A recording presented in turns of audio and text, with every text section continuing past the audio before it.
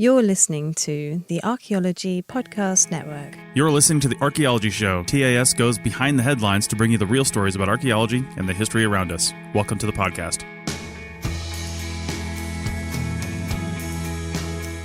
Hello and welcome to the Archaeology Podcast, episode 35. I'm Chris Webster. And I'm April Camp-Whitaker.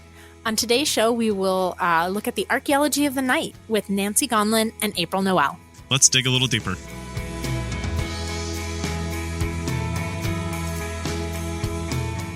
All right, welcome to the show, everyone. So my co-host, April Camp-Whitaker, may or may not join us today. The internet and computer gods are not smiling on Arizona right now. So we'll see if she joins us. If she does, we'll bring her in and announce her. But if she doesn't, then it's just going to be me, which is interesting because April brought this interview to us, and she's somewhat loosely involved with her family and this book, so she has a lot more knowledge on it. So I'm going to kind of wing it today. But my guests today are the editors of this book and contributors, Nancy Gonlin and April Nowell. How's it going? Going great. Thanks for having us. Yeah, thank you. Okay, so before we get started, let's introduce you guys to the audience, and we'll just, say a little bit about yourself and, where you are so they understand where we're coming from. And Nancy, why don't you go ahead and start? Hi, I'm Nancy Gonlin, and I've got a PhD in anthropology from Penn State. I'm a senior associate professor at Bellevue College. I've taught here for about 20 years or so. And it's a teaching college, so I really enjoy all of the classes and students that I have. And I'm a Mesoamerican archaeologist, so I have done my field work in Mexico and Honduras and El Salvador. Nice. Okay. And that's Bellevue, Washington, for all those people on the East Coast. Yes, it's Bellevue, Washington, near Seattle. That's right. And April, go ahead. Hi, I'm April Nowell. I did my PhD at the University of Pennsylvania, and I'm professor of anthropology at the University of Victoria in Victoria, BC, Canada.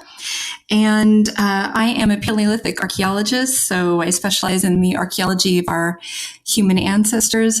I've been working for the last 20 years or so in Jordan, and before that in France. And I specialize in things like the origins of language, the origins of art, and the emergence of the modern mind. Okay, fantastic.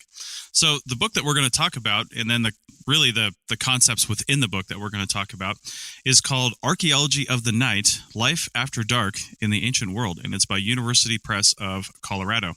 So check that out. We'll have links to that in the show notes, so you don't have to go out and check it out right now, but we'll have links in the show notes. So why don't we start off by just talking about, so this is an edited volume, first off, and why don't we talk about what the book is about, what an edited volume means, and then we'll get into a little bit more about the book. So Nancy, why don't you go ahead and tell us about that?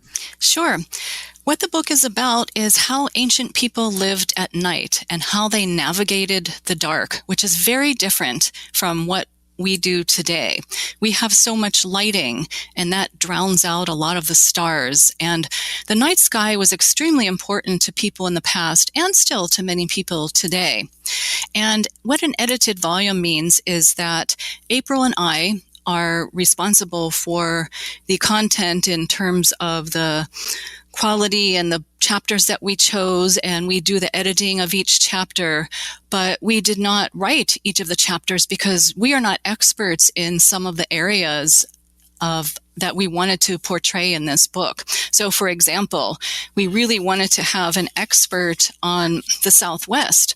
So we were fortunate to have Dr. Catherine Kemp and Dr. John Whitaker of Grinnell College contribute a chapter on the Southwest and the Sinagua people. So there are 18 chapters in the book. There is also a foreword that is written by Jerry Moore, who is a preeminent archaeologist of the Peruvian area. And then there is an afterword as well, written by the eminent archaeologist, Dr. Meg Conkey of UC Berkeley, and she wraps up the topic. But we've got an introduction to the topic with that foreword, and then an introductory chapter that April and I co-authored. We've got a section on what we call nightscapes. We've got a section on the night sky. And then we've got another section on nocturnal ritual and ideology, and then a final section on nighttime practices, or what did people do at night. Nice. That's one of the first things I wanted to mention is that this is not necessarily a book on archaeoastronomy. This isn't a book on necessarily reading the night sky or even structures organized in a way to like reflect the sky or something like that. No, I think we really wanted to. I mean, that's obviously one aspect of it. So we do have people talking about how Polynesians navigated using the stars, and we talk about solar eclipses and darkness and that kind of thing as well. But we really wanted to broaden what we think about when we think about the nighttime. I think for a lot of people, in our daily lives today, we think of the nighttime as being a time for sleep, that everything kind of ends. And what we were finding in our research and from talking to the authors of the different chapters was in fact that, there's a whole other world that comes to life at night. So not only in the natural world where you have some, only some animals coming out and some flowers blooming, but, the night shift starts. So a lot of people actually start their day, if you will, in the evening. They engage in all different kinds of work. Other people are engaging in rituals and so on. And so we realized that the more we looked, the more complex and rich and really exciting nighttime was for people in the past.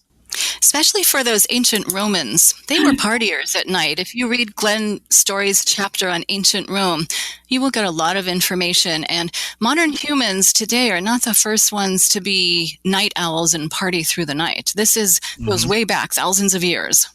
Yeah, and even more recent than that, it's just reminding me of a book I read a couple years ago called "Don't Sleep There Are Snakes" by Daniel Everett. And I know in that it's really great, right? And in that book, he actually started as a missionary, and he went to some tribe down in South America, like they all do, and tried to basically learn that he had a background in linguistics too, and his idea was to learn their language and then, of course, translate the Bible into their language and then convert them into upstanding citizens, right? So, oh goodness. Well, it has a happy ending from an anthropological standpoint. He actually ended up leaving his church and staying down there for a long time and basically just learning from them. And that's what this whole book is about. But one of the things that stuck out with me is they don't have any natural enemies, really. There's no other real tribes around there. They just kind of live and eat and do things. And they don't have any exports, of course, with people around them. They don't really trade. And they don't have a cycle like we do. They if somebody brings in food, they eat it until it's gone. And that might be until 3:00 in the morning. And they just sleep when they want to, and they get up when they want to. And that's one of the things him and his family had a hard time adjusting to was they had a very active nighttime activity, but it wasn't separated between night and day. It was just, it happens to be night because that's where we're at. And we have different nighttime activities when we're doing these things at night. And it was just a really interesting way to look at it. Feasting behavior. Exactly. Yeah, exactly. Well, thinking about that, I was thinking about Glenn Story's chapter on the Romans, and one of the things that really struck me is what you're saying, Chris, is that I sort of think about nighttime as, or in terms of our sleep patterns being fairly regulated, but there is really a cultural component to it for sure. And he talks about in Rome how there was first sleep and second sleep, and that there would be time in between for everything from, sex to writing to doing other kinds of work to whatever. And it was just a normal sort of pattern that they would break it into these two different sections or two different types of sleep. And that's one thing I learned a lot about in researching for this book is that sleep varies, and sleep is a cultural pattern and a cultural practice. And not everybody sleeps the same way. Where you sleep, how you sleep, when you sleep, with whom you sleep. Those are all culturally patterned, of course, individually patterned as well. And there are two historians of Europe, Roger Eckarch and Craig Kozlowski, who have written a lot about this first sleep and second sleep and how modern humans today don't seem to do that, but yet we are expected to sleep 8 hours straight through. And if you don't, there's something wrong with you. That's so interesting. I listen to a lot of entrepreneur and business-like podcasts as well. And the biggest thing right now that everybody's saying is you've got to get 8 hours of sleep. They're now what they're saying is they're saying it as you need to get 8 hours of continuous sleep. They are saying that. But you're right, it is a kind of a cultural construct to even say that. I guess more to their point is they're saying people are only getting 4 or 5 hours of total sleep in a 24-hour period, so you need to try to get 8. But I'm not sure if 8 hours within a 24-hour period would be just as effective as 8 hours of straight sleep. I can vouch for that. I'm sure you can too, April. Yeah. Exactly. All right, so why did you guys want this book to exist? Is there nothing out there that's like this sort of volume that has all these things in one place? As far as I know, we're really the first people to address the archaeology of night. I mean, there are people who have written about the night from different perspectives, from a historical perspective, anthropological perspective, but really in terms of an archaeology of night, Nan and I were the first ones. I'll turn it over to Nan because it was really her idea and she brought me on board and how that happened is kind of funny, but I'll let maybe Nan start with how you came up with the idea originally. Okay, so there I was, being a good scientist, reading a book at night, doing some research, sitting by the fire. Not sleeping. No, not sleeping. Not even first sleep. But with a wine glass in hand. And the more wine that I'm drinking, I'm thinking, well, wait a minute. I am an archaeologist. I'm looking around my house and I'm sitting in a different space than I do during the day. I'm using different artifacts. There are different features around me, like the fireplace. And I said, as an archaeologist, we should explore this because we talk about daily lives and daily practices, and those don't necessarily exclude the night, but they're not explicit about incorporating the night. And the more I thought about it, I thought, well, I can't think of anything offhand that I know about. So I Googled archaeology of the night. Nothing. Nocturnal archaeology. Nothing. Darkness in archaeology. And actually a couple things came up, like Marian Dowd's co-authored or co-edited volume. But that was a little different. Archaeology of darkness is different than archaeology of the night. So the more I looked and the more I explored, I could not find anything. And the next day I had lunch with a good friend of mine, Christine Dixon, who's also a Mesoamerican archaeologist. And I bounced this idea off her. And she said, you're nuts. Of course, daily practices includes the night. And I said, but I can't find anything. So I Googled I Googled some more synonyms there and still not coming up with anything. And then I emailed my advisor from Penn State, David Webster, and I said, what do you know about the archaeology of the night?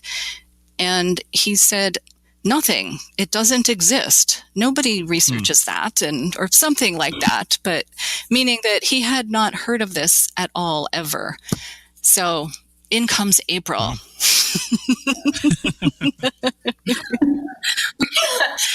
We had both just been coming back from the SAA meetings, the Society for American Archaeology meetings in Memphis, I think it was. And just by accident, we ended up being seated next to each other, and we're both very chatty, friendly people. So we started talking, and then I pulled out my laptop because we started talking about what papers we had given, and I pulled out my laptop to show her some slides from a paper I'd given with a friend of mine, Melanie Chang, on basically paleoporn, how we feel comfortable using the term pornography to describe Ice Age figurines and why that's wrong. And the slides were quite funny. And so we ended up having a really good laugh together about all of these things. And I guess it wasn't much longer, maybe a couple of months after, where Nan contacted me and asked if I would be interested in exploring the topic of the night together, because she thought maybe based on my other talk that I might be someone who'd be interested in something a little unusual, a little out of the box. And at first I wasn't sure that I had anything to say about the night, because I thought, what do I know about the night in the Ice Age? And then the more I thought about it, the more interested I got, the more I thought, this is super exciting. And then once I was on board, we had to start trying to convince our colleagues to come on board and to write chapters for us. We had sort of an ideal of the time and space grids that we wanted to cover. And we just started sending out invitations to people. And, Nan can confirm this. Most people turned us down. A lot of them. Yes. Yeah. And even some of our close friends turned us down. It's like, you are nuts. Including April Camp Whitaker's mom turned us down. We worked on her, though. We worked on her. And then she and John put together a fabulous chapter, which, we're so grateful to have. But yeah, it took a little convincing. And then I think people, when they started to really think about it, started to find all kinds of interesting, creative, innovative ways to ask questions about the night. And then everyone started to get so excited about the chapters they were writing for us that it was such a fun project to be working on. This is definitely one of the most fun projects I've ever worked on. And part of it is because of working with April. She's just absolutely sensational to work with and has the greatest sense of humor. And she can put up with me. So vice versa. That's awesome. So do you guys, I was going to ask a little more about how you found people to do this, because like you mentioned with a few of your examples, people hadn't even thought about it and it actually turned you down, but you must have had, I guess, either a network of people that you were just calling and I hate to say pestering, but that's what we do. People write for us, right? Yeah. Have you heard of cold calling? Oh yeah. But I guess when you have to do that, the question I'm really getting at is, how did you decide without even really knowing what you were even talking about, because nobody's actually studied this? How did you decide who to even cold call to say, hey, do you want to take what you're doing and maybe talk about the archaeology of the night and kind of flip it a little bit? Well, April and I talked about this, and we wanted global representation because we thought we could best illustrate this new perspective of the archaeology of the night by having archaeologists from all over the world contribute to the topic. So we wanted people who specialized in different times and different places. So we kind of came up with a list, and some of the people she knew, some of the people I knew, and some people we didn't know at all. So that's where the cold calling came in. And some of these people are really big names in archaeology, like Anthony Avini. And I know his work, but I had never met him. Nevertheless, I just sent him an email. And of course he was interested. He is a premier archaeoastronomer. So fortunately he was on board, and we're very grateful for that. And then of course April did a lot of politicking on her end with her connections.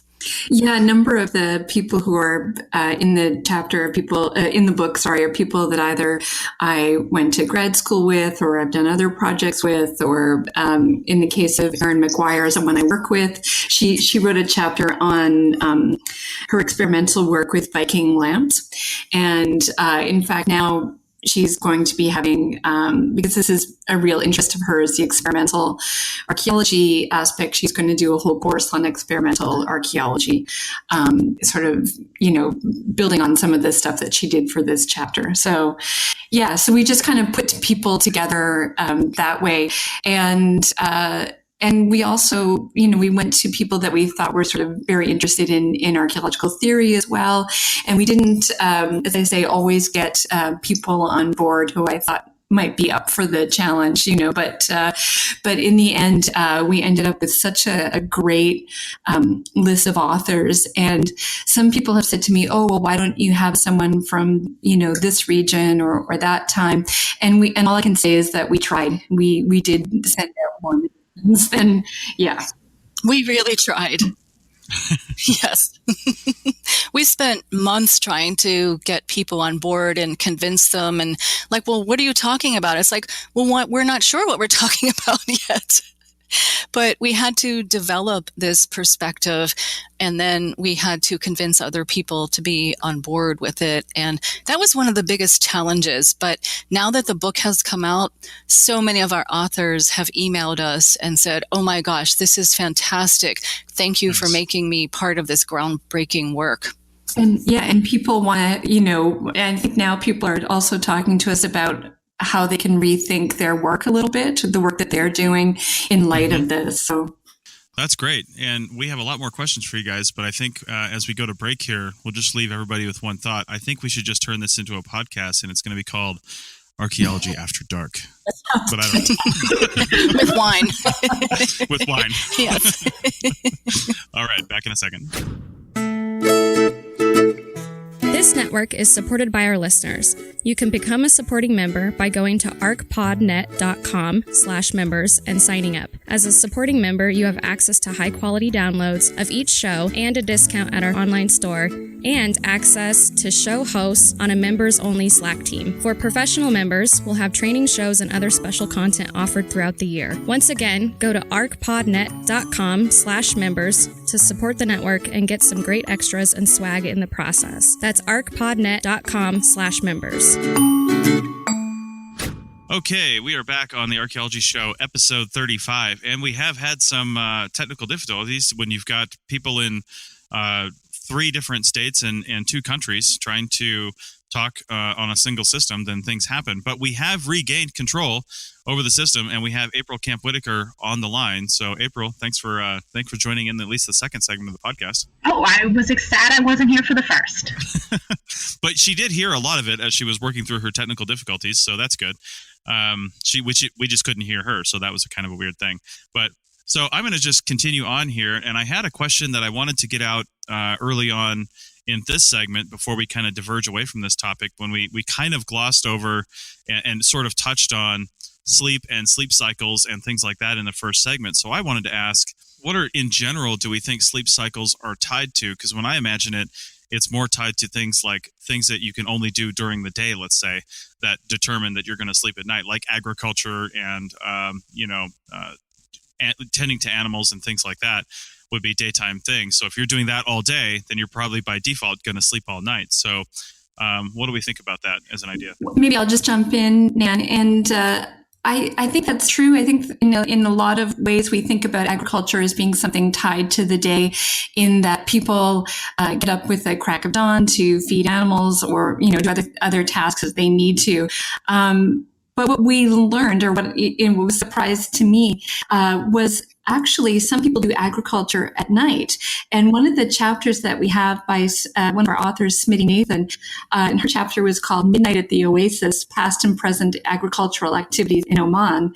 And she talked about how in some really hot climates like Oman, you might actually want to do some of your agricultural practices like irrigation at night, because in fact, your water doesn't, when you're irrigating your crops, your water doesn't evaporate as quickly. So in fact, they were doing some of their crop tending at night, which is really not how we would picture agriculture normally.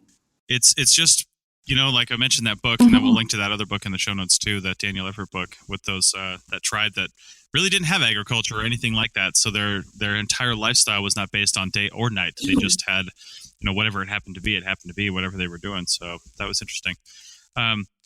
April Camp Whitaker, I'm sure you're burning with questions, so we'll just throw it over to you. All right. Well, I'm always burning questions, but you know what? That idea of sleep cycles also, I'm from Phoenix, and we have flood irrigation still for households, and you can't control when you get your water.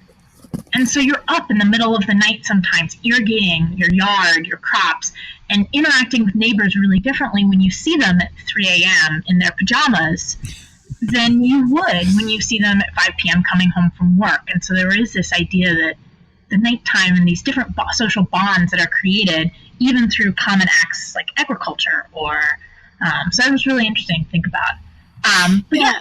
Oh, go ahead. My husband's family is from India, and sometimes there are water shortages, and sometimes you can have water from 3 to 5 a.m. So you better be up to get it.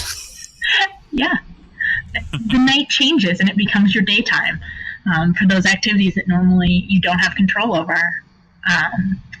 So one of the things that I thought was really interesting is how this ties into kind of the archaeology of the senses. Where archaeologists have been thinking a lot more about things like soundscapes and smellscapes. And now all of a sudden here you guys are thinking about sleepscapes or nightscapes. And I wonder if you'd talk a little bit more about how these are all kind of converging in some of the articles and research that you guys are drawing on. This is a theme that runs through a lot of the chapters in this volume. And if you think about humans and our evolution as primates, our visual sense predominates. But at night, other senses take over because our vision changes. And your mother and father talk about this in their chapter about the difference between cones and rods and which one takes over at night and how it affects our vision. At night, you can actually hear better, or it seems that way.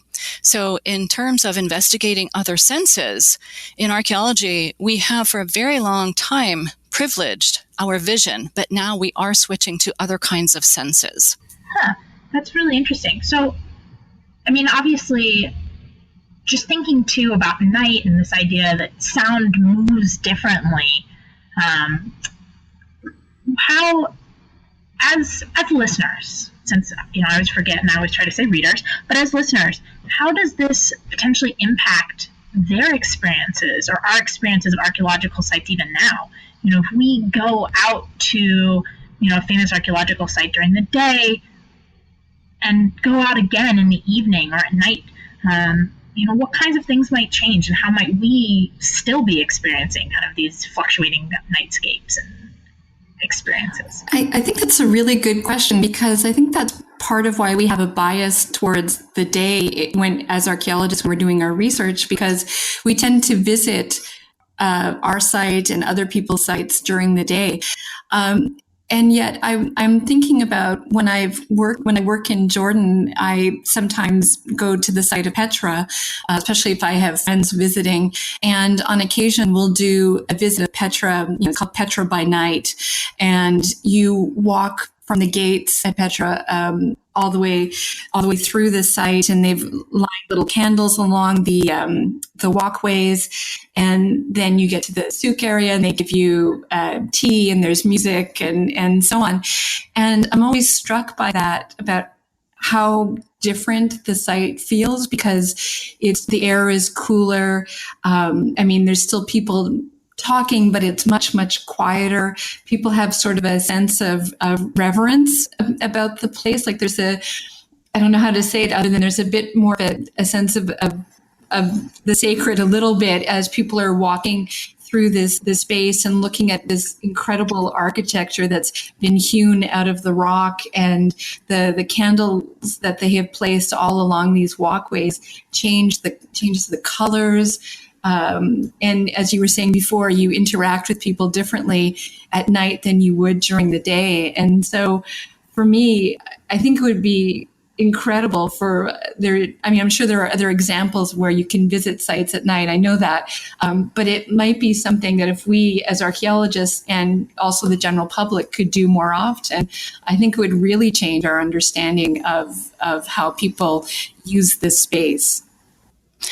It feels more primal, if I may use that word, because you're more in touch with the site itself. You have to be aware of the ground beneath you because maybe you can't see it.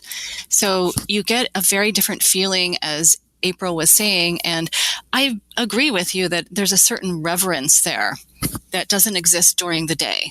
It's interesting. It's almost like at night, we're dreaming, we're processing data and information sensory and otherwise a little bit differently.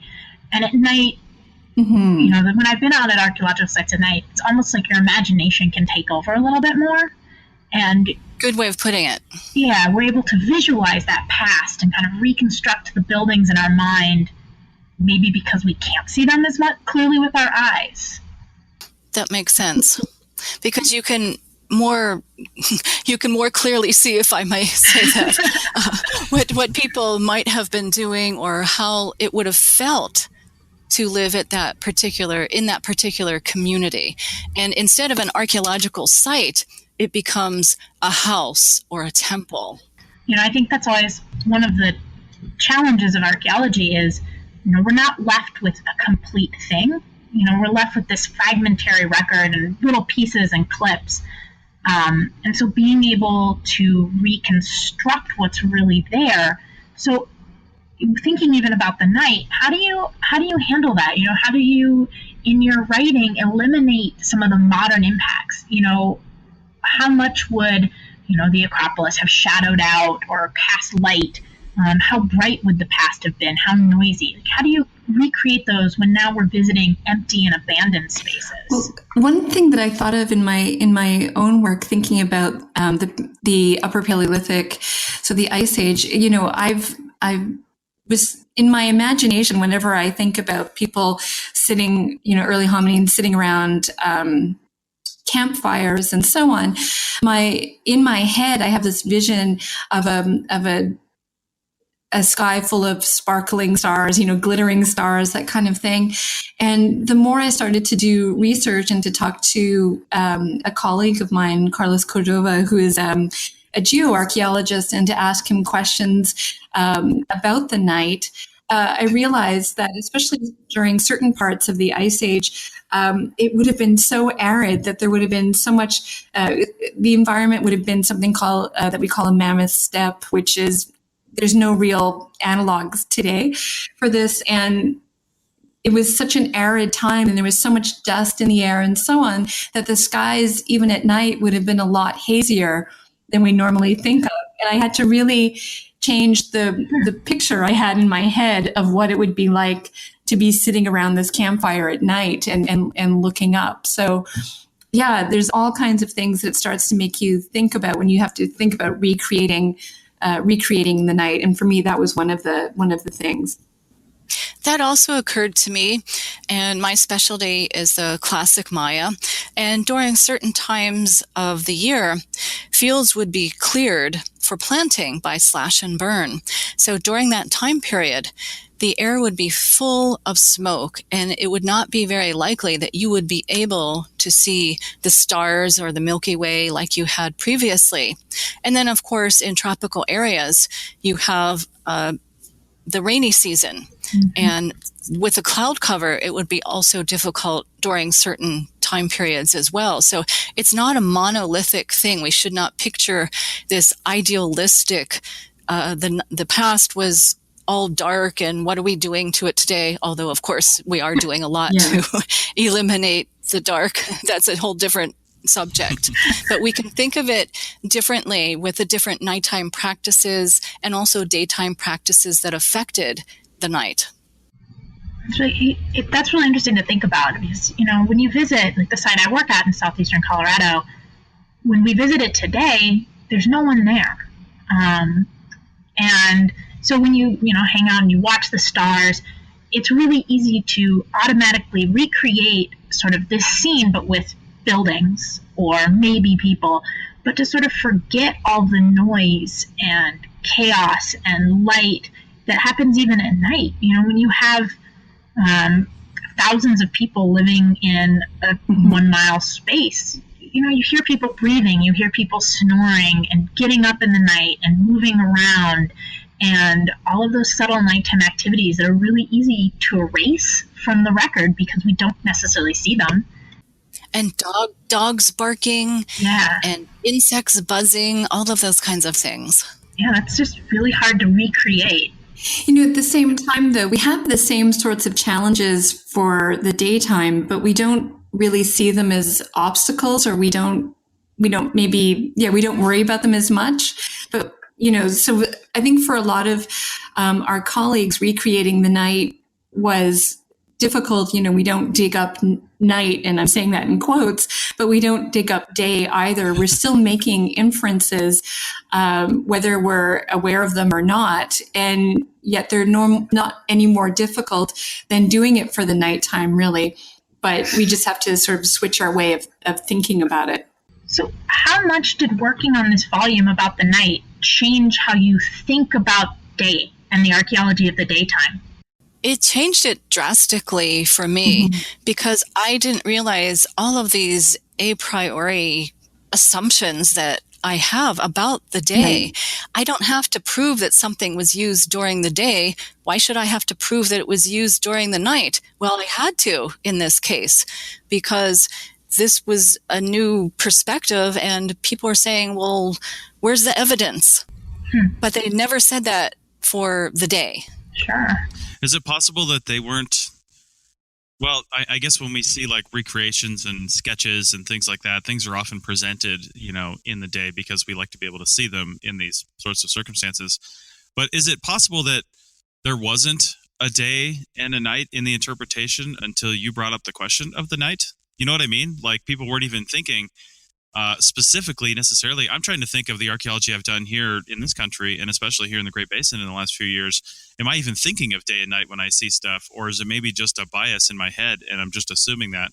But now when I look at stuff, I'm going to be thinking, well, can we assign some sort of temporal significance to this in just a 24-hour period? Like, did the question exist before you asked it is my real question. That's very philosophical. Might need more coffee to... I was just reaching for my tea. Well, you know what I mean? If people weren't really thinking about a day and a night until you said, hey, what about the archaeology of the night? Then they started looking at their stuff a little more clearly, or maybe a little more cloudy, and saying, well, now I don't really know. I guess my logical assumption was day, but I wasn't really actually saying that, because it was just inferred maybe, or maybe you were thinking that. Definitely a lot of inference. And I came up with this catchy little phrase that I ran by April. And if you think about what a carbon footprint is, what about the nocturnal footprint? Mm-hmm. And modern humans have this huge nocturnal footprint that can be viewed from outer space. It's so big. Mm-hmm. And if you look at the nocturnal footprint of the past, then this is material evidence produced directly or indirectly from nocturnal human activities that we can recover in the archaeological record. Okay, that is a really great point to stop on, because that was going to be one of my next big questions, is really talking about the archaeology and the material culture of the night. But we're right up against a break, so I think we're going to take that break so we can talk about that unobstructed. In the meantime, if you're interested in supporting shows like this and the Archaeology Podcast Network, go to arcpodnet.com/members to see how you can support us, and maybe get a coffee mug and a t-shirt, depending on what you're doing. So, all right, we'll be back in a second.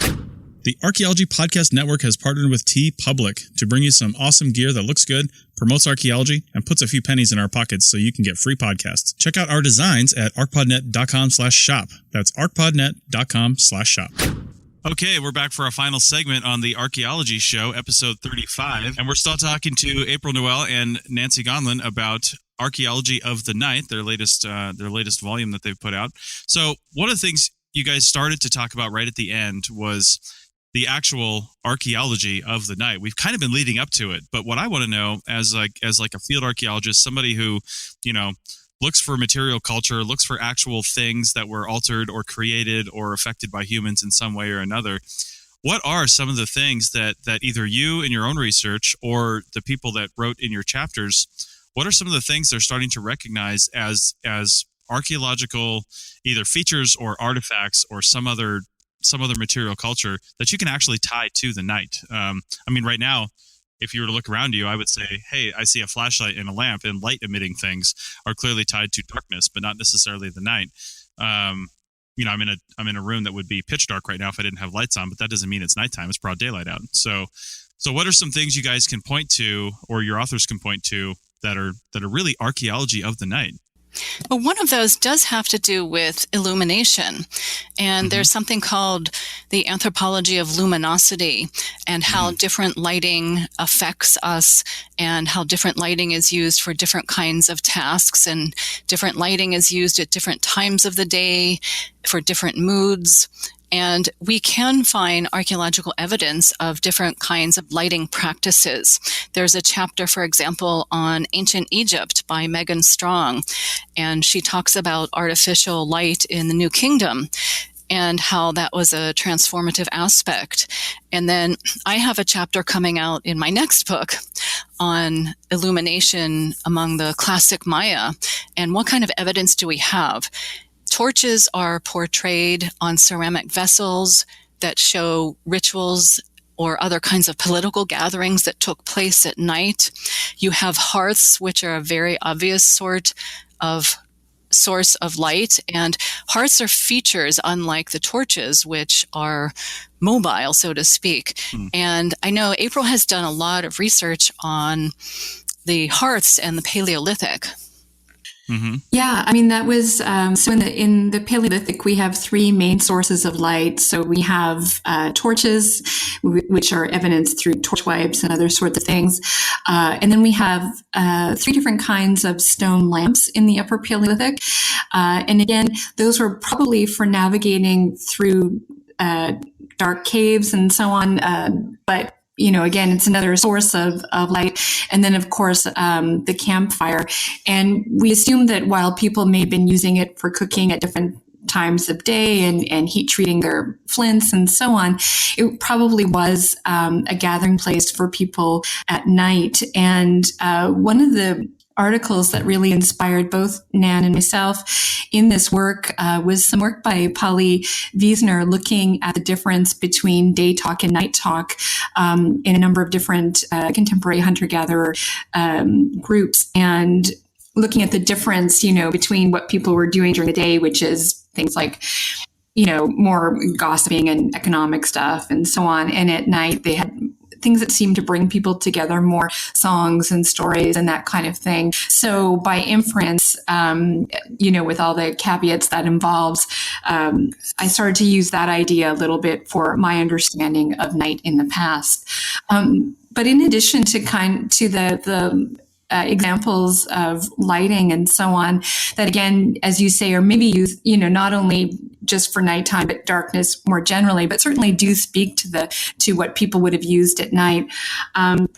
We have other things. So for instance, artifacts that might have a dual purpose. So one example that we had from Southern Africa was a broom that would be for sweeping during the day, but would also be a witch's mode of transportation at night. So with this, do you find that there are artifacts that you've kind of rethought or in every archaeological context, there's sort of these mystery objects where we're not quite sure what they're for? Oh, well, they're definitely ritual in nature, whatever they are. I was about to say that. Of course they But now can we connect them to nighttime rituals? That's a good question, because we don't want to give the mistaken impression that this is an object that was used only in one context and only during certain time of the day, because we've already done that with the day. So we don't want to go there in the sense that we need to keep an open mind, and there are multiple uses for the same type of object, but we have to consider that maybe it was used at night, which we have not done before. This seems to me like it leads to a new realm of kind of experimental archaeology, sort of taking all these things that we have set ideas about how they were used and function, and trying them out, using them at night, using them in new settings to see how that changes their functionality. Mm-hmm. That's a great point. And some of the authors in our chapters have done that in terms of lighting. Aaron McGuire, for example, did that with Viking lights and experimental archaeology. And I know Megan Strong is working on another paper on doing that with Egyptian lighting. That makes me think too, especially when you brought up Egyptian, because I was thinking with the discussion about the Paleolithic, is it necessary? And when I say Egyptian, I really mean like going into, say, even like, pyramids and burial chambers and things like that, where it's always going to be dark in there. Is it necessary for what you're talking about to distinguish between actually the archaeology of the night and the archaeology of darkness? Just because the things that may be used in the night or whatever in the material culture would also be used just in the dark if you're in a cave or some sort of environment like that? Well, I think it maybe goes beyond that. I'm just thinking of a chapter by Jane Baxter, who works on 19th century Bahamian plantations, or 18th and 19th century, I should say, plantations. And one of the things that she talks about in her chapter is how the nighttime actually brings a sense of privacy and a sense of freedom to people to enslaved peoples during this time period. So whereas during the day they're under great surveillance and so on, at nighttime they're actually able to move between plantations to visit family, to visit friends, to maintain their aspects of their culture, and in some cases perhaps plot rebellions and that kind of thing. So we're not just focusing on objects that could be used at night, such as lamps and so on, but we're also, it's a much broader thing. So in the sense that you could only do the kinds of behaviors that she's talking about at nighttime. So it has nothing to do with, say, being in a dark cave or something like that, but it's actually the night itself that provides this affordance. There is a lot of research on the archaeology of darkness, and that is also another field that is burgeoning. But darkness is connected to the night, but it's not the same. If you think of northern or very southern latitudes and how nighttime is light, you're still going to do different things, and you're still going to have a different signature. You're still going to have a nocturnal footprint, even though it might not be physically dark. Yeah, that's a really good point. All right, that's a good point. I should ask Jane Baxter. I know her on Twitter, and I've seen her at conferences. I should ask her if, in reference to this archaeology of the night, in the thinking about enslaved people and things like that, it just made me think, especially since we were talking about jazz a little bit before this recording. Could jazz instruments and like blues music? I mean, it's almost could be considered archaeology of the night because it was invented by slaves in the Southeast, and they weren't doing this during the day because they were in the fields during the day. So when they went home at night and were around, it seems like this could have been born out of an evening or nighttime activity. Well, that's what we want to get people to think about. Right. Yes, exactly. Nice. Yeah, I was also thinking about back to the Paleolithic again. I've heard different things, and it'd be interesting to get your take on this. April is, like Paleolithic cave art that can, it's really kind of seems to be designed to be viewed because this is how it was created in like a torchlight sort of environment. And when they come into things like, some of the big famous ones like Lascaux and things like that with strobe lights, if they come in with big lights on these things, they don't look right. But you come in there with a torch and they almost move and dance across the thing. So it's interesting to think about. It totally is because, they do try to have as low a light in these caves as possible, but certainly there'd be a real difference between the kind of light cast from these stone lamps or from these torches than the ones that they are using, to bring tourists through, however low light it's supposed to be. But it changes the colors, and also the flickering of a torch or stone lamp is going to change your perception of the images too. It does, people write about this quite a bit, that it gives this sense that the images are moving. It gives that illusion. And I had always read about it, and it wasn't until I visited my first cave when the tour guide took out her flashlight and tried to emulate that. And it was absolutely incredible where these images did seem to project off the wall. There are other things where people have found that if they project light onto certain stones, that it projects a shadow onto the cave wall that then becomes part of the larger composition on the panel. So there's all kinds of neat things, with the use of light. And that was an excellent point you made in your chapter, April, about how some of the panels where you find cave paintings aren't necessarily the flattest or the best, but in terms of other aspects that people were looking for, that's why those places were chosen. Mm-hmm. It's making me actually rethink some things about like rock art and different rock formations that we have here in the Great Basin, and then of course in California. Because I have actually a neighbor that lives in my building, and he's blind, and I see him in the hallways, and he's, he has a dog, but he's often feeling along the walls, and he knows what it feels like. And it makes me think, well, could some of these things where people have to go out at night for whatever reason and it's dark, could some of these tactile things on rocks and near areas really just be so you can find your way around in a moonless, cloudy night? And it's just dark, and maybe your torch is out or something like that. But then when you feel all these holes in the rock, or you feel these particular lines, you're on the right track. I see we've got you on board, Chris. Excellent. Another convert. Yes. There you go. Yeah, it's just really interesting to look at that stuff in that sort of light, to not use the word incorrectly. But I should bring this to a friend of mine. He's Dr. Alan Gold. He's one of the big rock art experts here in the West Coast and in California in the Great Basin, and he's just studies rock. I'm interested to get his thoughts on this. And highly recommended book is Carolyn Boyd's White Shaman Mural, if you haven't already seen that. Okay. All right. Well, we will include that in the show notes for sure as well. We've only got a few minutes left in this show, so I want to talk about, what do you guys have following on with this book? It sounds like you sparked almost a new field of archaeology with people thinking about this. So do you have, I know you guys are going to the SAAs in April. Do you have any conference sessions planned to, talk about things like this or other research that's being specifically looked at to address these questions? Well, I have roped in more people, and they are Mesoamerican archaeologists. So I will have another co-edited volume coming out on Night and Darkness in Ancient Mexico and Central America with my co-editor, David Reed, who we've known each other from grad school. So he was an easy convert, and he's just amazing to work with. So I've got that coming up, and that was based on a previous symposium that we put together on this topic. And then, of course, this has just really changed my whole perspective. I'm known as a household archaeologist. I specialize in household archaeology.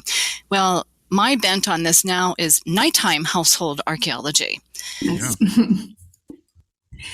I'm not actually doing anything more on the night at this particular moment. One of my other research hats is on the archaeology of children, which is actually how, I know your mom and Jane Baxter as well.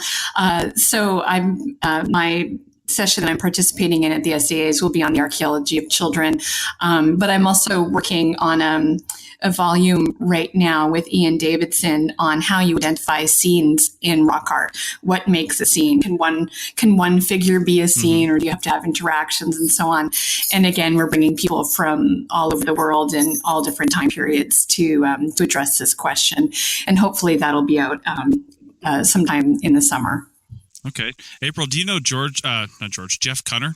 I know the name, but yeah, he was one of the first people I knew was looking at the archaeology of children definitely. In reference to flint knapping and learning how to make projectile points and stuff, and how can you identify that maybe this was a practice piece.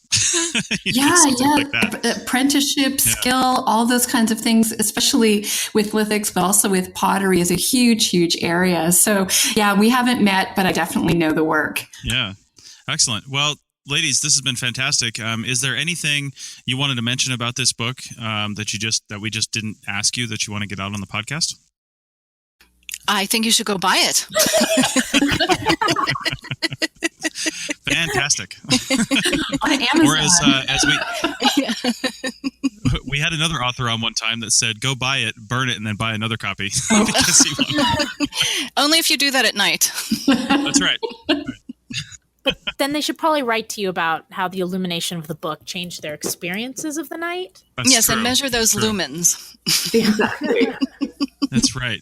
It'd be really cool to put like a nice chemical into this thing. You know how chemicals burn different colors, so you could really spice up the night if you were to really burn it when you were done. That would just be completing the circle, I think. So, all right. So this has been a fascinating podcast, and I think there's a lot more that we could dig into. We could probably have every book chapter author for your book actually come on and do their own podcast about different chapters in the book. There's so much to talk about. So do we have any final comments regarding this topic and the book? April? Well, one thing I thought was important to mention in terms of putting all of this into perspective was that Margaret Conkey, who writes our afterword, as a lot of you know, I'm sure, was a pioneer in doing feminist archaeology and asking questions about gender, about women in the past.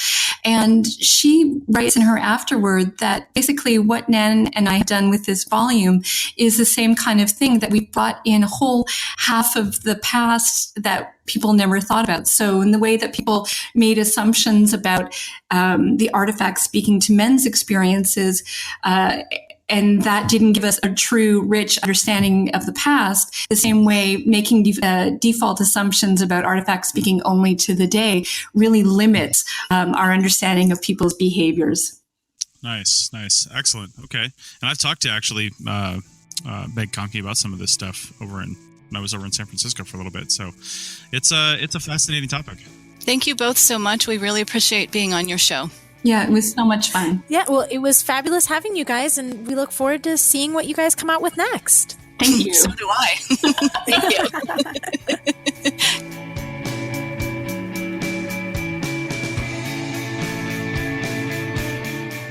Thanks for listening to the Archaeology Podcast. We hope you enjoyed it.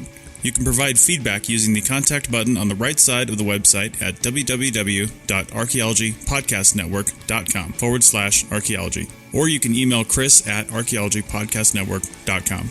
Please like and share the show wherever you saw it so more people can have a chance to listen and learn. Send us show suggestions and follow ArchPodNet on Twitter and Instagram. This show is produced by the Archaeology Podcast Network. Opinions are solely those of the hosts and guests of the show. However, the APN stands by their hosts. Special thanks to the band Sea Hero for letting us use their song I Wish You'd Look. Check out their albums on Bandcamp at seahero.bandcamp.com. Check out our next episode in 2 weeks, and in the meantime, keep learning, keep discovering new things, and keep listening to the Archaeology Podcast Network. Have an awesome day.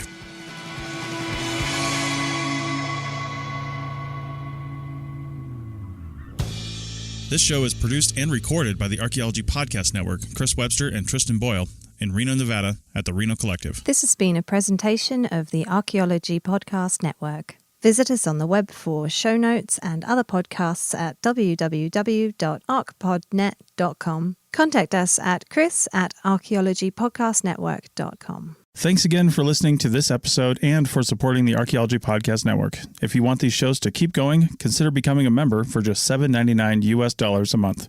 That's cheaper than a venti quad eggnog latte. Go to archpodnet.com/members for more info.